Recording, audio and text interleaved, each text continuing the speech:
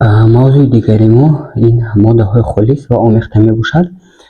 Оё шумо медонед, ки ҳавое, ки мо нафас мекашем ё обе, ки аз дарёҳо мегирем, дар асл омехтаи чандин моддаҳо мебошад.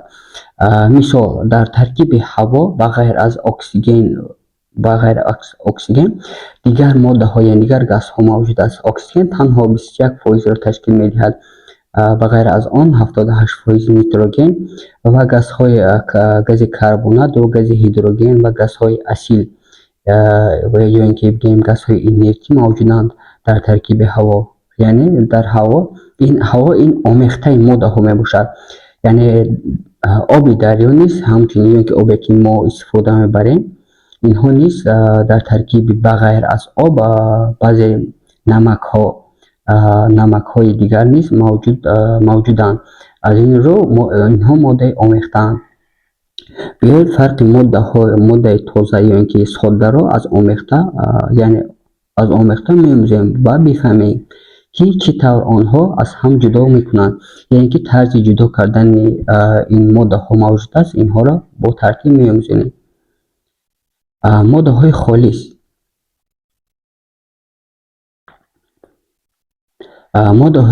Моддаҳо аз рӯйи таркиб молекулаашон ҷудо мешавад ба аввал моддаҳои холис ва моддаҳои омехта.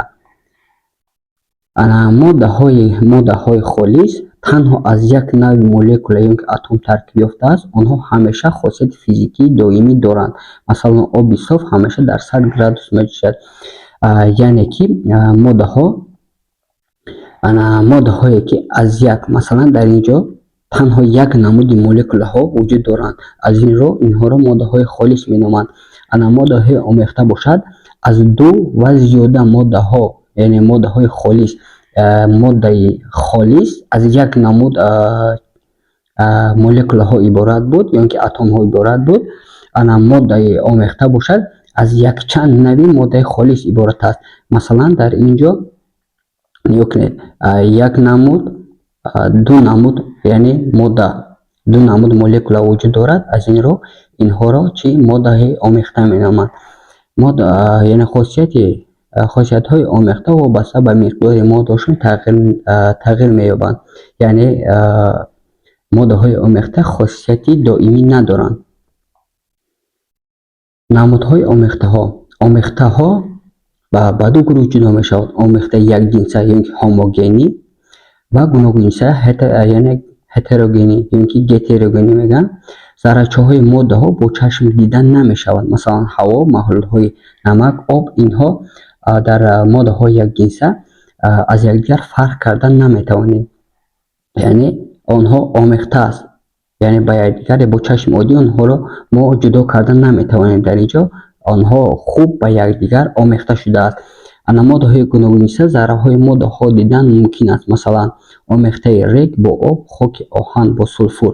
Дар ин ҷо онҳо ба якдигар хуб омехта нашудааст, яъне онҳо молекулаҳо байни якдигар намегузаранд. Аз ин рӯ мо бо чашми оддӣ дидан мумкин, яъне ҷудо карда метавонем, ки дар кадом моддаҳо дар куҷо ҷойгир аст. Инҳо буданд намудҳои моддаи омехта. Яъне усулҳои ҷудо кардани моддаҳои гуногунҷинса. Яъне агар мо хоҳем, ки ҷузъи омехта ба таври алоҳида ба даст орем, аз ин усулҳои зерин истифода мебарем. Якумаш, такшиншавӣ. Масалан, агар ки гирем, ин усул ба фарқияти зичӣ асос ёфтааст. Агар омехтаи рег бо обро ором гузорем, рег дар таги зарф такшин мешавад. Дар рӯзгор барои тоза кардани оби нӯшокӣ аз гил истифода мешавад.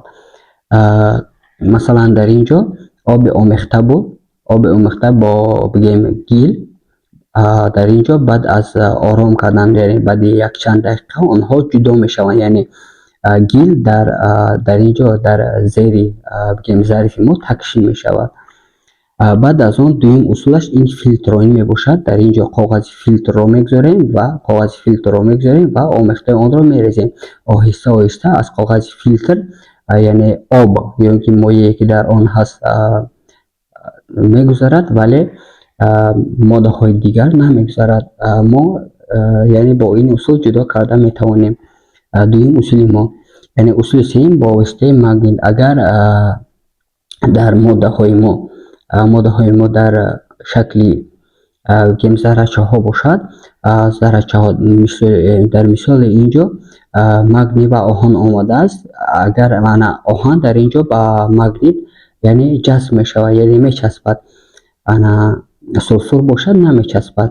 Аз ин рӯ мо магнитро дар болои ё ки дар дохили он омехта мегузорем ва оҳанҳо, заррачаҳои оҳан ба магнит мечаспад ва гӯем сулфури холӣ дар зарф боқӣ мемонад.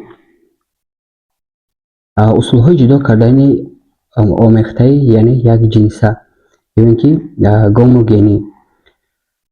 Ин буғронӣ ва кристаллизатсияи аввалаш ҳангоми масалан омехтаро мегирем ва дар зарф ва онро дар оташ ё ки бо дигар усул онро яъне гарм мекунем. Ҳангоми гарм шудан буғҳои яъне молекулаҳои об бухор мешаванд ва дар зери модда яъне дар зери зарф ҳамон ҳамчун кристалл ё ки дигар шакл модда яъне моеъи боқимонда яъне боқӣ мемонад такшин шуда. Яъне дистиллятсия ё ки тақдир мегӯянд.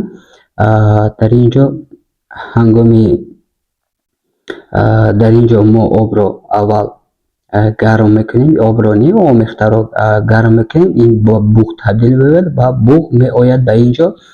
Дар инҷо бошад яъне халаделник гӯем, хато намекунем, вуҷуд дорад ки онҷоро хунук мекунад. Онҷо хунук аст. Ҳангоми дар хунукӣ молекулаҳои об яъне ба чӣ? Молекулаҳои об ба қатраҳо табдил меёбад ва ин қатраҳоро мо дар зарфи алоҳида мегирем. Аз инҷо яъне оби хунукро дохил мекунем ки дар инҷо халаделник яъне ин зарфи моро ҳамчун халаделник хунук мекунад ва оби зиёдатиро обе ки аз инҷо мебарояд ба инҷо яъне ба берун мерезем. Чун ин об бояд ба моддае ки мо бароварда истодаем бояд ҳамроҳ нашавад. Усули дигари мо ин хроматография мебошад. Хроматография камтар мушкилиҳо яъне ки бигӯем камтар мушкил аст. Аз ин рӯ онро оддитар карда мефаҳмонем. Коғазро мегирем, коғази махсус ки онро яъне дар инҷо мисол моддаҳои лозимаро масалан гирем дар ҷудо кардани пигменти хлорофилл аз таркиби барг мо баргро мақсад майда мекунем ва оби онро ҷабида мегирем ва онро бо ягон яъне бигӯем ки бо ягон чиз онро ҳамчун хат дар инҷо тасвир мекунем ва онро ба об мегузорем. Об оҳиста оҳиста ба боло мебарояд ва об молекулаҳое ки дар таркиби яъне маҳлуле ки аз барг гирифтем онро ба боло мебардорад ҳамроҳи худ. Аз ҳисоби оне ки молекулаҳо яке аз хурд, яке аз калон мебошад, баъз яъне қобилияти об онҳоро баъзеашонро оҳиста ва баъзеашонро тез ба боло мебаранд. Аз ин рӯ онҳо ба қисмҳо ҷудо мешаванд. Масалан дар инҷо ба қисмҳо ҷудо шуда аз ҳисоби баъзеашон хурд ва баъзеашон калон буданашон ва бо ин тарз мо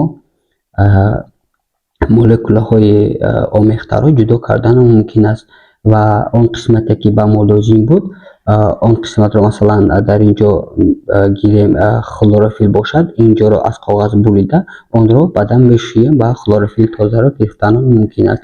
ё ки дигар қисмати моддаҳо дар кор бошад, он қисмати лозимаро мебурем ва мегирем. Ин буд мавзӯи моддаҳои омехта ва усули ҷудо кардани онҳо.